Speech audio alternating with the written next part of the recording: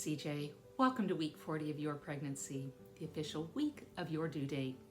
Today I'm going to talk about what's happening with your tiny human, some of the more common symptoms that you might be having, some steps you can take to help alleviate some of those symptoms. And if you stick around, I will also let you know some things that you can do that might help induce your own labor naturally. At 40 weeks, your baby is now measuring right around 20 inches or 51 centimeters from the top of their head to the bottom of their feet, and probably weighs somewhere between 7 and 9 pounds, on average right around 3.6 kilos. Your baby at 40 weeks is about the same size as, well, a baby. Developmentally, he or she is now completely formed and ready for life outside of your uterus. The heart continues to beat 110 to 160 times per minute, and your little one should be every bit as active as he or she normally is. As far as your symptoms go, here are the 4 things that you can expect. Number 1, pelvic pressure. After all, you have a baby that's sitting really low in your pelvis these days.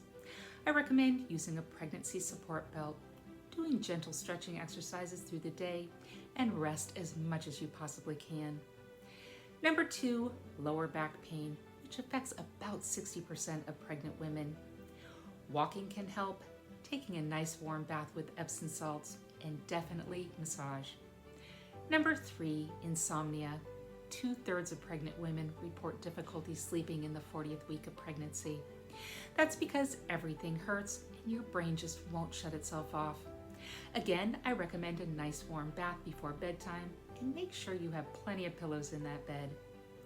Number 4, frequent contractions. It might be Braxton Hicks, it might be prodromal or early labor, or it might be the real thing.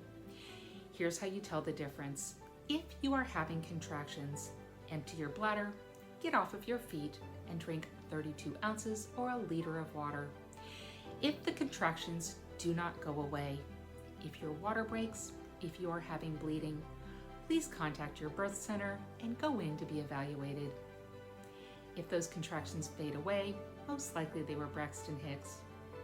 If you continue to have contractions, however they're not getting any stronger or closer together, most likely you're in prodromal or early labor. Get as much rest as you possibly can.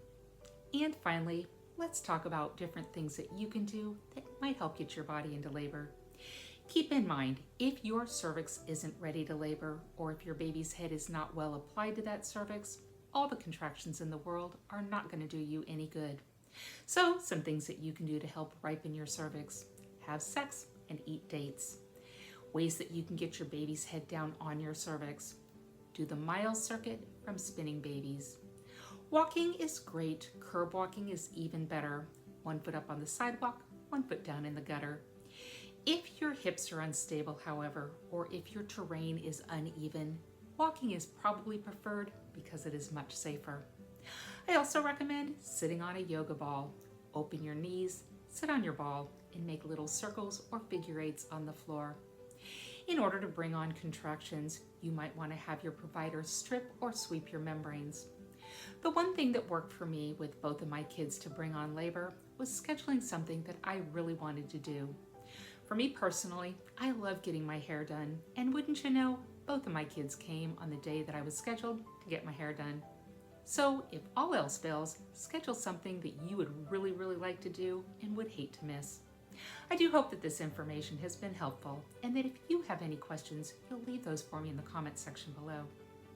And while you're in that comment section, I sure would appreciate it if you'd hit the like button, or even feel free to share this video.